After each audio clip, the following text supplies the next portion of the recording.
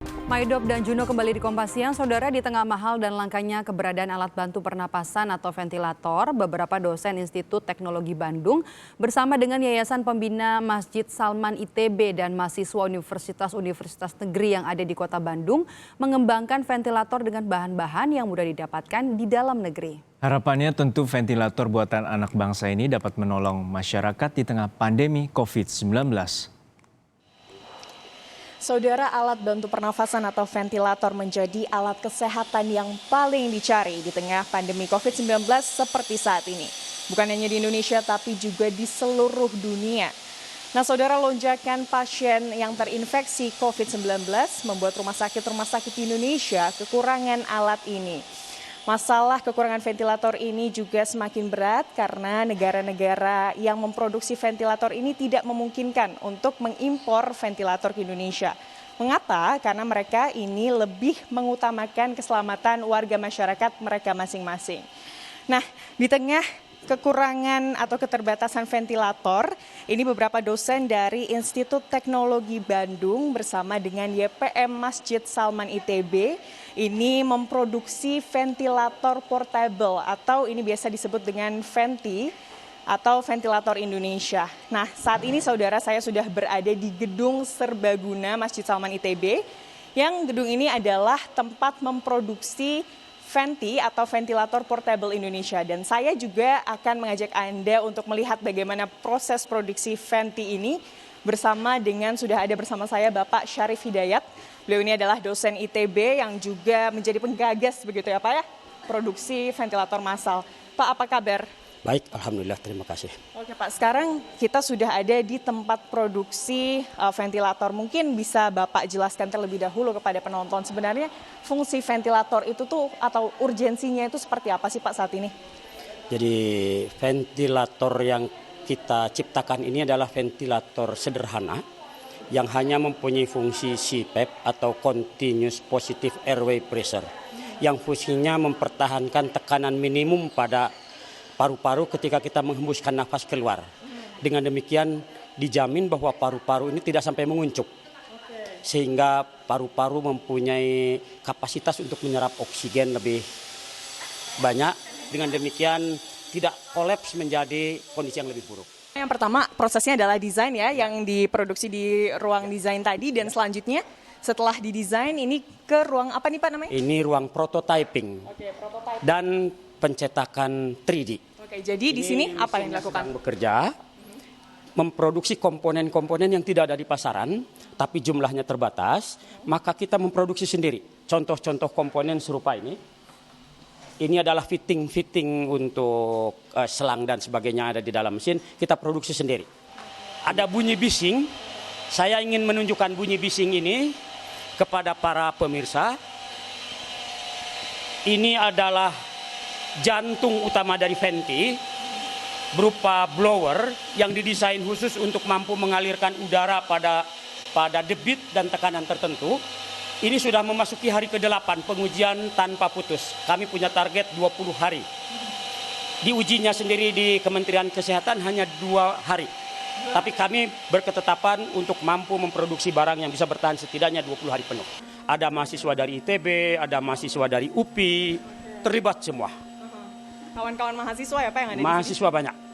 Mereka sangat semangat dan saya sangat terharu dengan semangat mereka. Belajar merdeka sudah dipraktekkan di sini. Apa saja nih Pak yang dilakukan di ruangan ini? Di ruangan ini pada dasarnya kami melakukan pemrograman, melakukan perakitan komponen elektronik sampai perakitan akhir dari komponen-komponen yang diproduksi dari ruang 3D printing tadi dan ruang produksi. Pak, kalau cara kerja Venti ini seperti apa sih Pak? Cara kerja Venti ini sederhana sekali prinsipnya. Udara disaring, lalu dipompa dengan tekanan dan debit yang diatur sesuai dengan standar untuk mampu mencukupi kebutuhan udara dan oksigen bagi pasien. Lalu tentu nanti di dalamnya ada instrumen-instrumen pengukur dan sebagainya. Pak, ini bisa dibilang Venti yang sudah jadi ya Pak ini? Ini sudah jadi, tapi belum ditutup. Gimana Pak? Belum ditutup, belum diberikan tutup tapi sedang dikalibrasi sebelum dikirim. Oke, Pak, mungkin bisa dijelasin nih Pak komponennya apa-apa saja nih Pak? Baik, ini adalah saluran udara masuk, diberikan satu bentuk tertentu untuk mencegah kebisingan. Di dalam sini ada filter sekaligus juga peredam suara. Di balik sini ada pompa yang tadi diuji. Dari pompa kemudian kita ada pengukur dan sekaligus pengaman tekanan. Kalau terjadi tekanan yang berlebih, maka tekanannya itu harus di-venting, harus dilepaskan. Itu adalah persyaratan keselamatan utama yang tidak harus ada. Lalu ada kompartemen pemanas sekaligus pelembab. Sesudah itu ada pengaturan volume atau debit, langsung keluar ke pipa yang ke selang yang masuk ke pasien. Ini sekarang sedang diuji berapa debitnya dan berapa tekanannya dengan diberikan tambahan oksigen dari sini. Pak, ini yang saya tertarik nih Pak, ada salah satu komponen yang, nih kalau dilihat nih saudara, ini dari botol minum ya, yang kita mungkin bisa lihat di supermarket ya. Ini salah satu komponen venti juga nih Pak. Saya harus menyebut ini adalah komponen yang paling penting dari penemuan kami.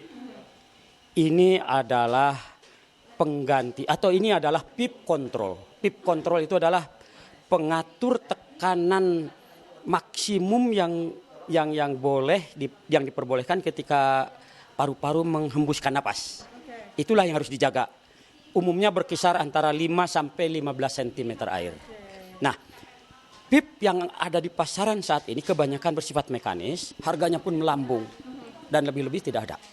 Maka kami harus berikhtiar bagaimana dengan alat-alat yang sederhana tapi dapat diandalkan serta dapat diperbanyak dengan mudah, itu bermanfaat.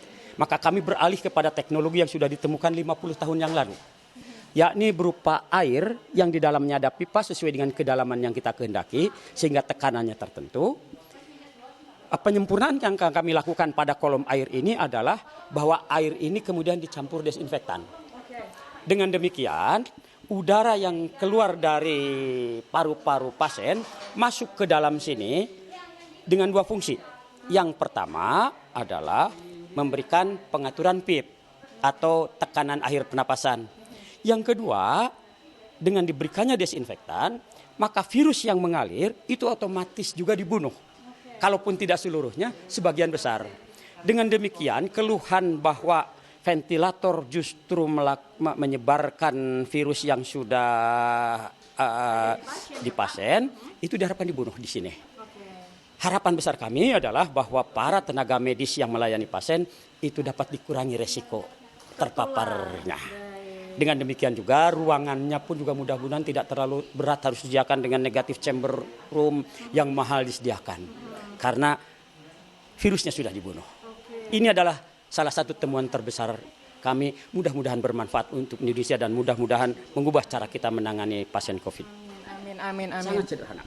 Baik Bapak, terima kasih banyak. Ini informasi kita juga barusan sudah diajak untuk melihat ya bagaimana proses pembuatan venti ini secara bersama dengan mahasiswa-mahasiswa ya.